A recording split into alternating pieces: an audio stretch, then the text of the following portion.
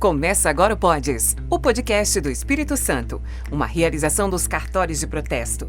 Aqui conversamos com lideranças, empresários e empreendedores e profissionais que contribuem para o desenvolvimento empresarial do nosso estado. Seja muito bem-vinda, seja muito bem-vindo ao Podes, o podcast do Espírito Santo, uma iniciativa e realização dos cartórios de protesto. Eu sou Rubem Rochel e estarei com vocês nesse nosso bate-papo. E hoje estamos recebendo aqui o presidente do IBEF Espírito Santo, o Instituto Brasileiro de Executivos de Finanças, Alexandro Casassi, para uma conversa aí sobre desenvolvimento, finanças e futuro do nosso estado. Seja muito bem-vindo, Alexandro, e obrigado aí por ter aceito o convite aqui do Podes. Bom, Rubens, é um prazer estar aqui com você, agradeço o convite, para a gente falar um pouquinho do nosso estado, também do IBEF, falar um pouco também do mercado financeiro, afinal de contas sou do Cicobi, né? Sim. Também, então é uma honra poder participar do Podes. Para a gente começar a nossa conversa aqui, como é que você avalia esse seu primeiro ano à frente aí do IBEF Espírito Santo? Bom, primeiro, para quem ainda não conhece o IBEF é o Instituto Brasileiro de Executivos em Finanças, ele atua em diversos estados, né? Seccionais em vários estados, e aqui no Espírito Santo nós estamos completando 40 anos este ano, no dia 4 de novembro. Já é uma temporada aqui. Já participou de muitas fases, né, e ciclos econômicos do nosso estado, momentos importantes da nossa economia. Então, para mim, é uma honra, primeiro, né, estar à frente do IBEF, um mandato de 2 anos, começou agora em 2025 e termina em 2027. Então, nós estamos em meio de mandato, já trabalhando nossa sucessão. Então, realizamos boas coisas no ano passado, né, vários eventos, aumentamos o número de associados, né, tivemos também eventos importantes que trouxemos pessoas de renome nacional para participar.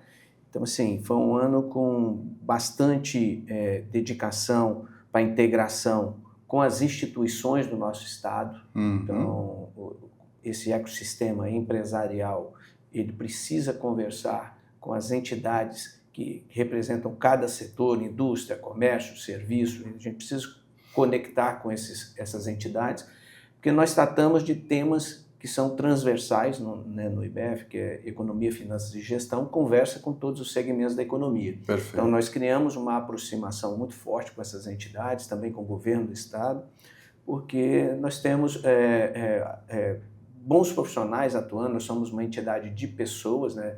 Então a gente tem bons profissionais atuando dentro do IBEF que podem contribuir com o seu conhecimento, com os conteúdos que a gente produz, para melhorar, principalmente a formação de mão de obra do nosso estado. Então, assim, só para complementar, a gente então teve um ano de muitas entregas e um planejamento também para esse ano de boas entregas que estão por vir. Isso que eu queria perguntar. Quais são os projetos aqui agora para 2026? Como é que está o andamento? Então, nós estamos com um olhar agora em 2026 do nosso primeiro planejamento estratégico de longo prazo. Então, olhando para um ciclo de 2030 e 2035. Bacana. Né? É um olhar de 10 anos, mas com um intervalo de 5, né, para uma revisão estratégica.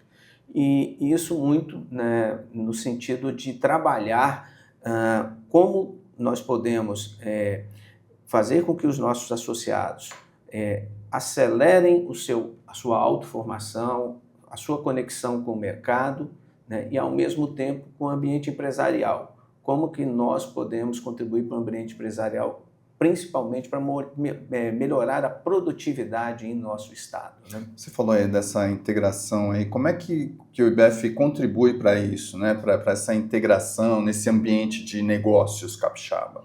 Bom, a gente trabalha basicamente com as lideranças, né? Pessoas que ocupam cargos intermediários ou C-levels das empresas. Hoje no IBEF nós temos parte representativa das grandes empresas do nosso estado. Nós estamos com quase 500 associados. Então, são as pessoas que são decisoras nessas empresas.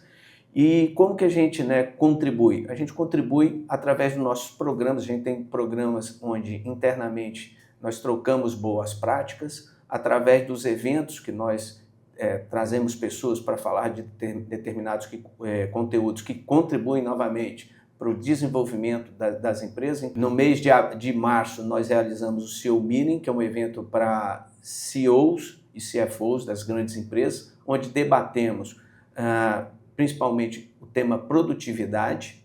Tá? E agora, em maio, abril, nós vamos realizar um encontro, o Fórum do IBEF Academy. É um fórum onde também nós vamos debater um pouco a economia do Espírito Santo, um pouco desse cenário geopolítico. Você falou que o IBEF também trabalha com formação. Sim. Como é que funciona isso? Formação de executivos financeiros. Como é que funciona isso? Como que é na prática? Na prática, nós temos alguns programas que a gente desenvolve. Então, CFO Connection, por exemplo, é um programa para os CFOs se relacionarem e trocar experiências através de visitas técnicas. Esse é um dos métodos. Outro é consumindo conteúdos que nós produzimos através dos nossos comitês qualificados de conteúdos. Então, nós temos 5 comitês que falam de economia e finanças, gestão, inovação, ESG, GRC. Então, todos esses, gestão, risco, compliance. Nós temos um núcleo de tributação empresarial e nós temos um economista-chefe. Então, nós somos um produtor de conteúdo que ajuda as pessoas a consumir esse material e se desenvolver. Então, não é um local de formação, mas sim de autodesenvolvimento. Perfeito. A pessoa busca ali uma fonte. Uma fonte. Então, consumir conteúdo é uma parte. A outra é participar dos eventos que nós promovemos. Certo. São 8 eventos por ano que nós produzimos, de grande porte, vamos dizer, com mais de 100 pessoas e vários pequenos eventos.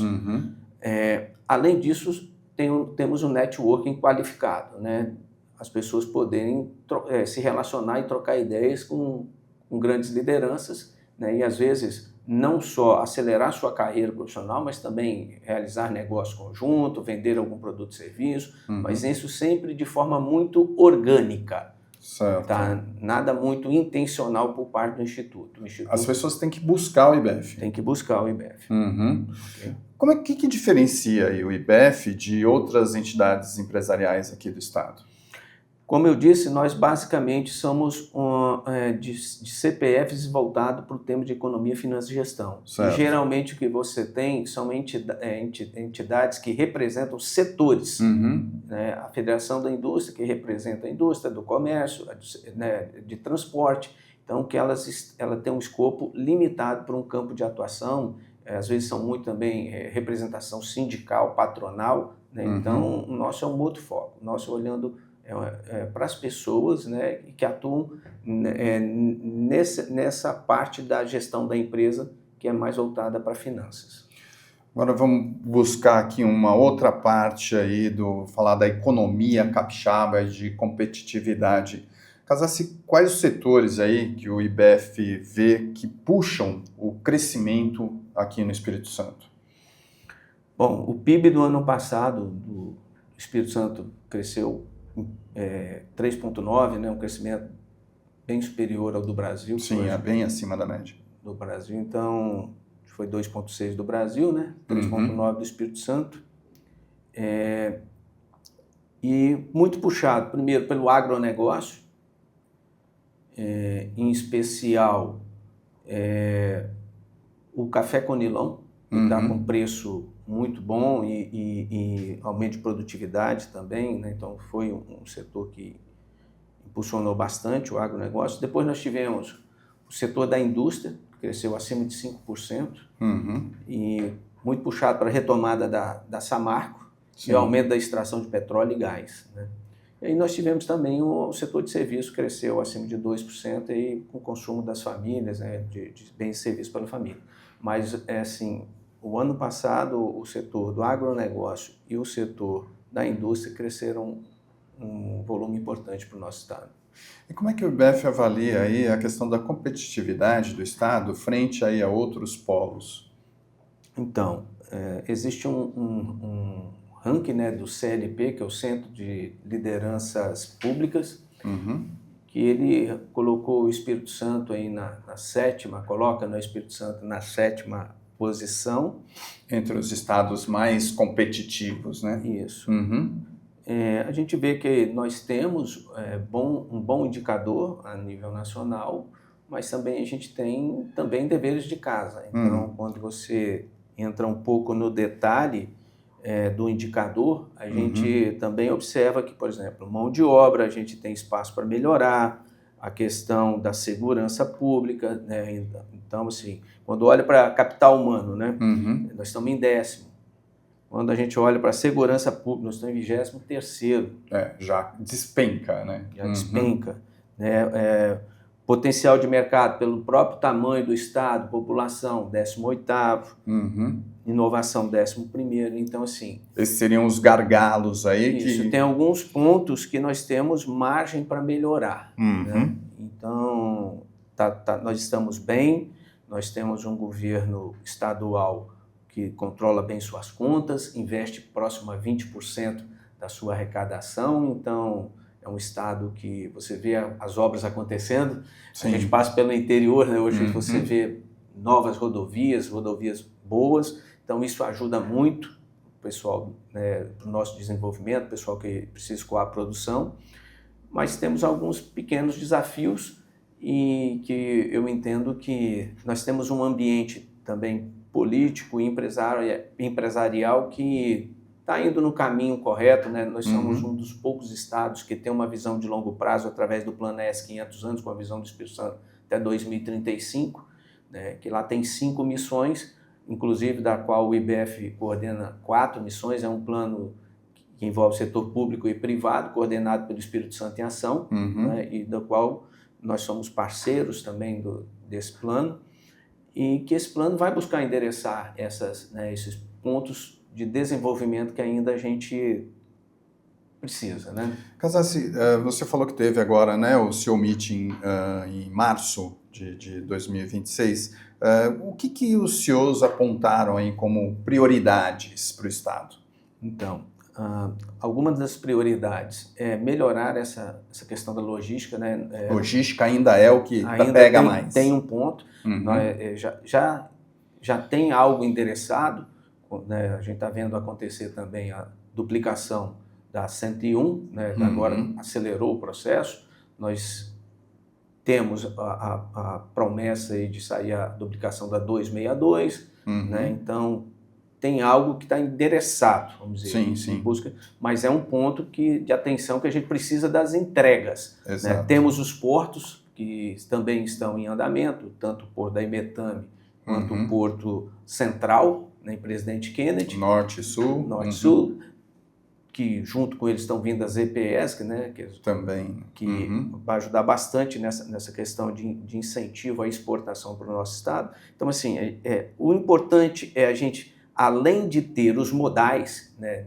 das rodovias, as ferrovias que nós precisamos, né, que ligam aos portos, então esse é um gargalo que a gente precisa resolver, e os portos em si, é a conexão desses modais, né, para que eles realmente a gente não tenha perda de eficiência quando você faz o transbordo entre modais. Então, assim, ter esses modais é importante e trabalhar as conexões desses modais também passa a ser um desafio importante. Então, a logística ainda é um ponto que a gente está no radar e que a gente é sempre destacado até que efetivamente entre em operação. A mão de obra, como a gente falou, né, ainda precisa, né, de mão de obra, de alguma forma, né? Agora, aproveitando esse gancho, o que vocês pensam em relação a isso? É importar a mão de obra? Qual é a ideia? Bom, para aumentar a produtividade das empresas, você tem 2 caminhos, né? Trabalhar o capital humano sempre, né? É importante, e investir em inovação. Perfeito. Então, as empresas sempre olham para esses dois caminhos. A formação básica depende muito do Estado, né? Para dar amplitude, né? A gente tem o setor privado, mas nós temos uma boa parte da população que depende do Estado. Então, trabalhar as escolas de tempo integral e os cursos técnicos são coisas que nós, por exemplo, do IBEF, apontamos isso na carta do seu meeting do ano passado para os órgãos públicos, né? Tanto o governo estadual quanto a Câmara dos Deputados, a Assembleia Legislativa. Né? Então a gente apontou isso para eles. E do ponto de vista das instituições já de ensino superior, é se conectar mais com as empresas e entender as demandas de mercado, porque né, a formação vem mudando, né, as competências que estão sendo exigidas. Então, ter um currículo alinhado às demandas de mercado é muito importante para a formação profissional. Então, esses são os pontos que a gente trouxe, como também criar polos de competência, principalmente nesses centros de interior, as maiores cidades, né, que são polos de referência para determinadas regiões, como São Mateus, Aracruz, Cachoeiro, Guarapari, ter esse polo de competência regional para descentralizar também uma educação de qualidade, né, de alto nível, com tecnologia acoplada. Então, assim, os desafios não são pequenos na área de educação. E quando a gente fala em educação, também foi um ponto que a gente analisou, né? A relação gasto público versus PIB do Brasil, na casa de 5%, ela não é muito diferente do que os países da OCDE, os Estados Unidos também gastam em relação ao PIB. Mas tem uma diferença grande, né? Porque o PIB do Brasil é em torno de 2,3 tri de dólar e o PIB dos Estados Unidos é 27 tri de dólar. Exatamente. E eles têm 50 milhões de estudantes até o ensino fundamental e nós temos 48 milhões de estudantes. Então aí faz uma grande diferença os 5% sobre 27 tri de PIB contra 2,3. Então assim, quando você divide a per capita, né, por estudante, aí nós ficamos na casa de 4 mil dólares por estudante, enquanto aí os Estados Unidos é 15 mil dólares, então é 3 vezes mais. Então nós temos também um desafio de investir na educação pública cada vez mais, mas também melhor. Né? E dificilmente nós vamos trazer para a educação pública um nível de qualificação exigido hoje para o mercado, adotando as mesmas práticas. Então, acho que, na nossa visão, é preciso trazer a tecnologia junto para a educação para conseguir acelerar e dar a escala de uma educação de qualidade também, porque o método tradicional a gente já está tentando há muitos anos e a gente vê que não... Continua patinando ali. Não está tracionando. Né? Então... é um desafio importante que o Estado tem, falo Brasil, e em especial o Espírito Santo já tem muitas escolas em tempo integral. Exato. Né? E a gente vê que isso vai continuar crescendo e o nível da educação aqui vem melhorando, a gente vem conquistando novos rankings, melhorando a nossa posição nos rankings, né? Então, nisso também a gente está muito esperançoso que o nosso estado vai se destacar em breve.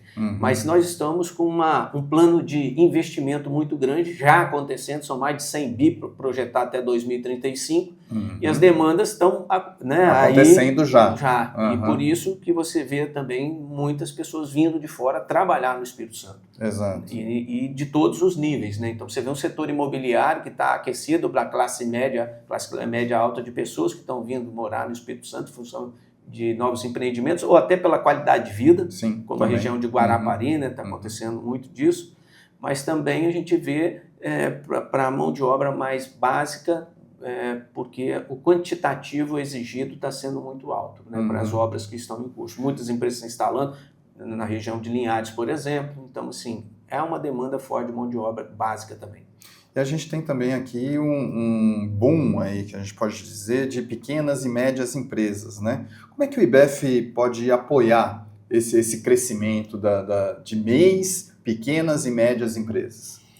Então, nós trabalhamos mais no nível de, vamos dizer, de formação de lideranças das empresas. Então, assim, nós não atuamos dando consultoria diretamente às empresas, isso já tem as entidades que fazem, por exemplo, o Sebrae é um grande parceiro da micro e pequena empresa, tem estrutura, tem os projetos dele endereçados. O que podemos fazer, né, é sempre absorver as lideranças disso dentro do nosso programas do IBF, de forma que ali ele vai consumir e ter um network que permita ele acelerar o seu processo de gestão. Voltando aí à questão da inovação, o Espírito Santo aí é berço de várias fintechs, né? Como é que isso impacta aí o setor financeiro local? Bom, as fintechs, elas têm um conceito um pouco diferente dos bancos incumbentes, vamos dizer, né? Geralmente são digitais. Sim. E elas não têm um limite territorial que geralmente se tem numa instituição tradicional. Então aqui nós tivemos alguns cases de fintechs que já escalaram ao nível nacional, já foram às vezes até vendidas, né? E essas fintechs, elas têm um papel importante para a economia, porque nós tínhamos uma dificuldade muito grande de bancarizar, principalmente as pessoas que moram em lugares muito distantes, difícil acesso, ou de uma renda muito baixa, ficava difícil bancarizar pelo custo de se prover o serviço. Então, com instituições que têm uma característica de serem mais leves, em sua estrutura, ofertar menos serviços mais objetivos, daquilo que a pessoa precisa para operar o dia a dia, um conta a pagar dela, receber algum dinheiro. Então, as fintechs caíram e absorveram muito bem esse mercado. Nós vimos na pandemia como que elas tiveram um papel importante. A gente lembra que o governo precisava fazer o pagamento da assistência emergencial e elas tiveram um papel importante. Então, elas cumpriram muito bem esse papel e a gente entende que foi muito acertado do Banco Central. Entretanto, nós também temos uma outra ponta, da qual eu também represento, que são as cooperativas de crédito. Ia falar exatamente disso. Como é que o cooperativismo aí dialoga com essa questão da inovação? Então, a inovação ela é meio, ela não é fim, vamos dizer. No fundo, o que a gente quer, a inovação é para atender melhor a todos. A todos. E no conceito do cooperativismo, a gente adota muito toda a tecnologia, porque não tem como você ficar de fora. Questões de segurança cibernética, questões de você ter escala. Hoje o cooperativismo tem quase 20 milhões de cooperados. Então, assim, quando junta tudo o sistema. Nós aqui do Espírito Santo temos mais de 1 milhão de cooperados aqui no Espírito Santo. Então, você precisa ter sistemas e todo o processo de IA, o que for necessário para você escalar. Mas nós temos uma particularidade do cooperativismo. Enquanto uma fintech está preocupada com a transação, basicamente, ser digital, nós nos preocupamos muito com relacionamento e conhecer a pessoa. Por uma coisa muito simples, e por isso que às vezes a gente tem o phygital, que a gente fala, que é o físico e o digital trabalhando juntos. Como que você vai apostar em alguém só com base nos dados do passado, principalmente o pequeno, se o que ele tem a te oferecer é mais o potencial que ele tem de empreender e de crescer, que ainda não está traduzido nos dados. Está para frente. Está para frente, está no olhar na frente. É aquela pessoa que produz um biscoito, que produz alguma coisa, que precisa comprar uma máquina que hoje faz na mão e que a máquina custa muito mais do que ele fatura hoje, porque a capacidade de produzir é limitada, a máquina vai dar potencial para ele triplicar e aí sim poder pagar as prestações, não com faturamento passado, mas com faturamento futuro. Isso se você não consegue captar no dado. Perfeito. E é por isso que o Cicobi tem uma rede de agências muito ampla no Espírito Santo, tem essa proximidade com os bairros de periferia, está próximo, conhece, participa, entra com seus programas sociais, entra com seus produtos e serviços, que é para justamente entender o potencial que tem na região, e apoiar o pequeno empreendedor, porque a gente entende que um pequeno empreendedor vai gerar emprego naquele local, vai mudar a realidade daquele local. Exatamente. Então, esse é um grande diferencial das cooperativas, no caso, em relação às fintechs. Pensando aí em tendências globais na área de finanças, aí, ESG, Open Banking, o que pode ser aplicado aqui no Espírito Santo? Bom, essa é uma tecnologia, vamos dizer, permite escalar e que permite você portar dados, Então, todas as empresas, principalmente aí do setor financeiro, que isso é uma regulação, Open Bank, PIX, tem uma regulação própria. E em tese, ela é para que você, dono do dado, pessoa física ou jurídica, use os seus dados a seu favor para baratear o seu custo financeiro, o seu custo de transação. Isso se aplica a bancos, mas também está se aplicando agora a seguradoras, né? Então, a Previdência. Está se ampliando. Está se ampliando. Né? Algo que já existia, por exemplo, no consignado, você poder fazer portabilidade. Então, esse conceito de portar transações e dados do setor financeiro brasileiro, e aí eu falo financeiro de forma estendida, né? Novamente, além de bancos, as seguradoras, empresas de previdência, você vê que isso hoje está trazendo muita competitividade para o setor, né? Surgindo novos players, tem contribuído para reduzir o custo do crédito, veio o lançamento do crédito ao trabalhador, onde gerou uma competição entre instituições e trouxe benefício para o trabalhador. Né? Eu digo que foi uma maneira muito inteligente de fazer o processo. Né? Precisa melhorar alguns processos de retaguarda dele, né? A gente sabe disso, mas...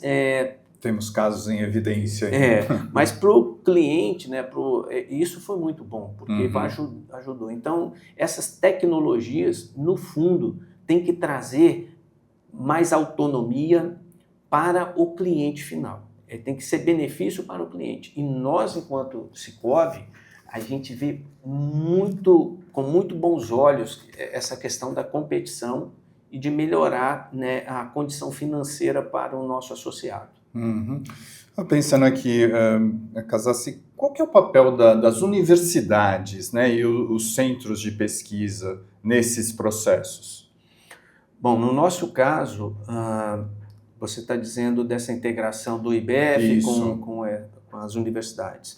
A gente tem parceria com praticamente todas, né? A gente visita, fala um pouco a gente tem um programa que a gente vai falar para os alunos que estão já na fase de formação do profissional 4.0, o que seriam essas exigências de mercado, né, que estão sendo hoje muito procuradas pelas empresas. E nós também falamos um pouco do que o IBEF tem a oferecer para essas pessoas, porque você sai de uma formação, você precisa ir para o mercado. Sim, exatamente. E nós somos uma porta para o mercado. E dentro dos programas, nós temos um programa que se destaca, que é o IBEF Academy. É um programa para jovens. Né? Como existem outros programas aqui no Espírito Santo, Líderes do Amanhã, existe o Sindes Jovem, né? Então, nós temos o nosso, que trabalha esses temas de economia, finanças e gestão, leitura de livros, apresentação de trabalhos, organização de eventos. Então, é um ambiente onde eles vão interagir entre eles, vão trocar ideia, vão estudar, vão se desenvolver, então, e vão conectar eles com o mercado. Então, assim, eu entendo que nós somos a porta que conecta o profissional, a pessoa que está saindo de uma formação, de uma graduação com o mercado. Como que o jovem pode buscar isso? Bom, como eu disse, a gente tem um processo seletivo que a gente faz do IBEF Academy anualmente, né? E sempre a gente faz a divulgação através dos meios de comunicação, que é a abertura desse programa, que é anual, e também na nossa página do IBEF, tá? Na rede social e aí, nas redes sociais também. Dá para se pensar isso aí como responsabilidade social também, né? Num outro viés. E para a gente seguir, existem projetos específicos do IBEF voltados aí para a questão da sustentabilidade? Bom, a sustentabilidade a gente vê ela é um conceito bem amplo, né? A gente olha a sustentabilidade no conceito de sustentabilidade do negócio. Sim. Né? Um negócio, ele precisa, vamos dizer, parar de pé. E hoje o Espírito Santo ele está bem até conceituado também no ramo de sustentabilidade. É o 4º em sustentabilidade ambiental, acho que é 7º em sustentabilidade social nesse ranking da CLP, né? Nesse ranking da CLP. Então, assim, o Espírito Santo está bem. Nós, sempre, como que nós fazemos o nosso apoio às empresas? Nós temos os nossos comitês qualificados de conteúdo, que a gente trabalha o tema de ESG. Então, promovendo o conteúdo de boas práticas e também o aumento de produtividade, porque a gente vê assim, o conceito de ESG associado a ganho de produtividade. Por exemplo, a inovação pode ajudar você diminuir a pressão por uso de recursos ambientais se você reformula o seu método produtivo, porque a gente vê muita oportunidade de melhorar o método produtivo que há anos se repete da mesma forma. Só que novas tecnologias surgem, novos materiais surgem, novos processos surgem e o empresário às vezes continua realizando a coisa do mesmo método há muitos anos. É possível a gente pensar em alinhar competitividade com sustentabilidade? Tudo a ver, tudo a ver. Porque a inovação ajuda a diminuir a pressão por recursos de usos ambientais. Né? E o IBEF tem indicadores, né, sobre ESG? O IBEF ele usa como parâmetros indicadores que já são divulgados no mercado. A gente não apura próprios indicadores, a gente divulga, a gente analisa aquele indicador, a gente divulga então boas práticas empresariais que possam ser utilizadas para melhorar, né, a posição da empresa naquele item. Certo, e isso é discutido entre os executivos? Entre os executivos. Mudando mais um pouquinho aqui o nosso tema, né? Quais são os grandes desafios que o IBEF vê, e você, Cassassi, vê para o Espírito Santo aí nos próximos 5 anos? Bom, a gente tem... Isso você está falando para Estado? Fazer uma futurologia ou para o próprio Instituto? Para o Estado, vinculando aí a questão do Instituto. Eu acho que a gente já falou alguns aqui, né? Acho que não vale a pena repetir, mas a infraestrutura, a mão de obra. Eu acho que trazer para o empresariado, acoplar mais tecnologia aos seus negócios, a gente se apropriar mais disso, né? Acho que é uma questão importante. Acho que descentralizar o desenvolvimento, não ficar só nas regiões metropolitanas, mas tentar descentralizar para o interior que está fora dessa região litorânea também do estado de norte a sul, que a gente vê que essa região litorânea ela tem um crescimento natural, orgânico, ela vai bem, mas a gente tem um interior que a gente precisa olhar, né, e olhar essas vocações que tem no interior e ajudar a fomentar essas vocações. Então, eu acho que é um desafio enquanto Estado que nós temos e empresário, né, e tem um agravante, né, nós vamos passar por uma reforma tributária que vai privilegiar muito a tributação na parte do consumo. Então, onde está localizado a maior parte da população, que é nos grandes centros. Então, assim, vai ter que ter uma reformulação, às vezes, da matriz de produção dos municípios, né, olhando para isso. Então, assim, é um ponto que, inclusive, o IBEF vem ajudando aí, em parceria com o governo do Estado. Nós estamos, nesse momento, criando os meios para ajudar na construção de um estudo desse impacto em cada município do nosso estado. Como que o IBEF pode contribuir aí para atrair mais investimentos aqui para o Espírito Santo? Então, a gente contribui não de forma direta, porque o Estado já tem os mecanismos, a sua agência de atração de investimento, né, a sua Secretaria de Desenvolvimento, tem o BANDES, então ela tem os seus mecanismos próprio Estado. A gente trabalha de forma indireta, ajudando na construção de um ambiente empresarial propício. O que é um ambiente empresarial propício? Um ambiente empresarial propício é onde você tem um processo desburocratizado para você instalar uma empresa. Então, estar interagindo com o setor público, diminuindo as burocracias que são observadas no nosso dia a dia, né? Ter uma interação com o setor público e setor privado de forma republicana, que o interesse seja genuinamente no desenvolvimento do Estado. Sim. Então, não permitir outros tipos de relacionamentos que não sejam os dessa natureza. Então, é dessa forma que, tendo instituições privadas, empresariais, que atuam em rede, né, não só a IBEF, mas, novamente, as representações aqui que nós dissemos, Federação da Indústria, Federação do Comércio, o Espírito Santo em Ação, trabalhando em rede para que faça esse equilíbrio entre setor público e setor privado e trabalhemos juntos, setor público e privado, olhando para o nosso futuro, olhando para o cidadão, olhando para o nosso Estado. Essa é a forma que a gente contribui. Então não é de forma direta na atração, mas é na construção do ambiente. A gente está no ano aí, aproveitando esse gancho, a gente está no ano de eleições aqui, né? O ambiente político, ele influencia aí os negócios aqui no Espírito Santo? Sim, né, não dizer que não, mas eu penso que hoje... Existe uma separação? Eu acho que hoje nós conseguimos construir algo que talvez seja muito desejado fora do Espírito Santo, que é um ambiente político que está olhando para o futuro, principalmente por esse plano que eu disse, que foi construído a quatro mãos, setor público, setor privado, inclusive é aprovado como lei na Assembleia Legislativa, e que hoje é um plano de Estado, e que hoje qualquer candidato vai ter que olhar para esse plano.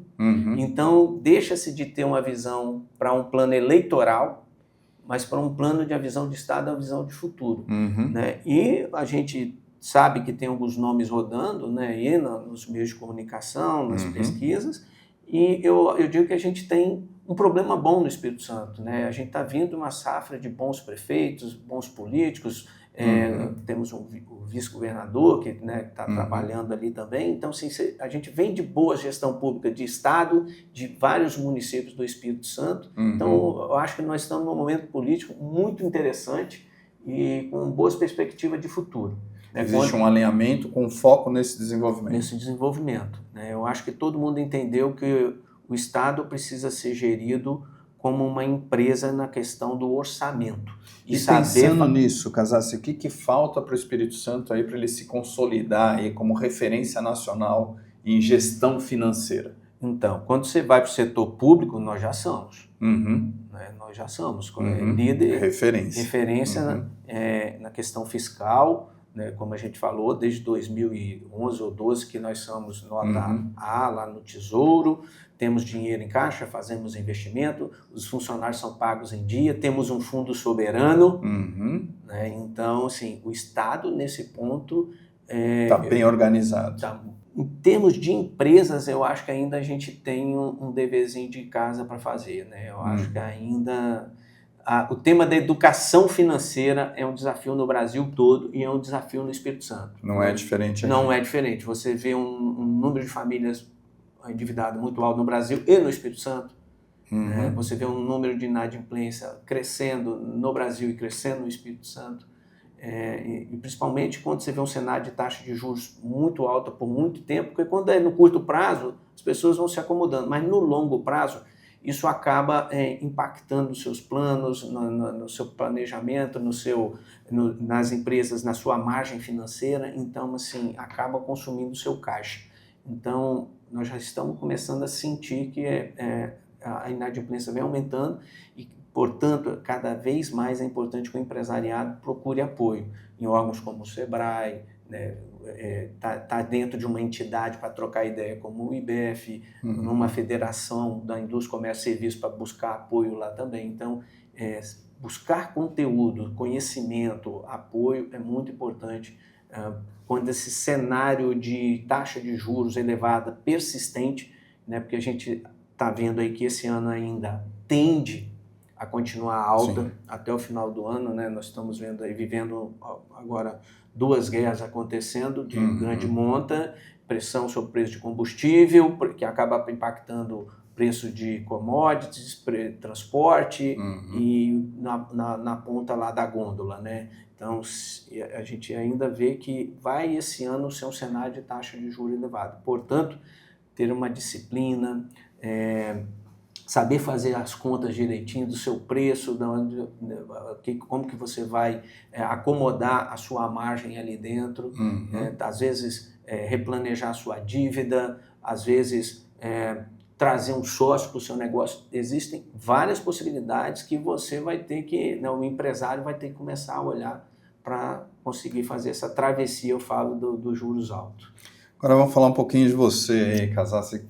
Como é que foi sua trajetória aí até chegar à presidência do IBEF? Bom, primeiro, lá do início, eu sou de São Gabriel da Palha, né?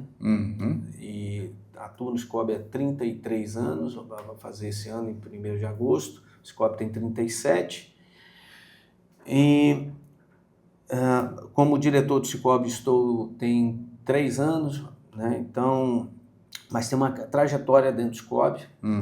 Comecei os cargos bem de início.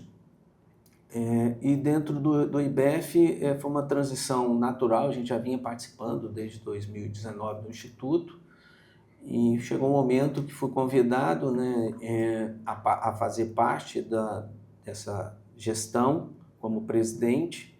Me orgulho bastante porque é um instituto, além de ter os 40 anos, né, é um instituto que eu vejo que agrega muito valor para quem efetivamente entra no IBEF e se relaciona, participa, se engaja, né? Quem está dentro do IBEF não é para uma posição passiva, é uma posição ativa, de querer participar, de querer estar presente. Então, para mim, essa trajetória de estar no IBEF veio muito em relação da minha trajetória profissional dentro do Cicobi, né? O Cicobi é mantenedor e apoia o IBEF há muitos anos, né? Então, foi meio que um convite natural também a nossa participação, e tenho muito orgulho de estar lá. E qual conselho aí, Casassi, que você daria para os jovens executivos aí que sonham também em um dia, quem sabe, liderar uma entidade como o IBEF? Eu costumo dizer que nós vamos ser no futuro em função das decisões que nós tomarmos no presente. Isso é dado. Você tem os cabelos brancos ali, sabe que isso é uma máxima que né, todos temos que considerar. Então, para os jovens, eu primeiro é fazer boas escolhas que vão endereçar você para os seus objetivos. Então, você precisa ter um objetivo na vida, né? Você precisa... Qual é a sua razão de existir? Qual é a sua razão de ser um profissional, né? Então, eu entendo que primeiro ter esse foco claro de onde você quer chegar, o que você quer ser. Depois, você saber utilizar bem o seu tempo.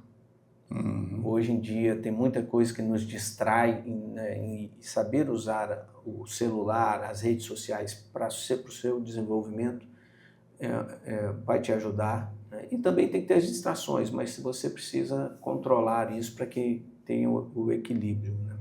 Então, eu acho que essas coisas são importantes para você chegar aonde você deseja do lado profissional. Só que a vida não é só profissional, então você tem que ter equilíbrio, precisa ter uma boa relação com a sua família, né? Precisa ter boa relação com seus amigos, na comunidade onde você está, se você tem uma religião, participar, porque, né, nós somos um ser sociável e eu acho que esse conjunto, esse equilíbrio é que nos torna um ser humano melhor, né? Não é só...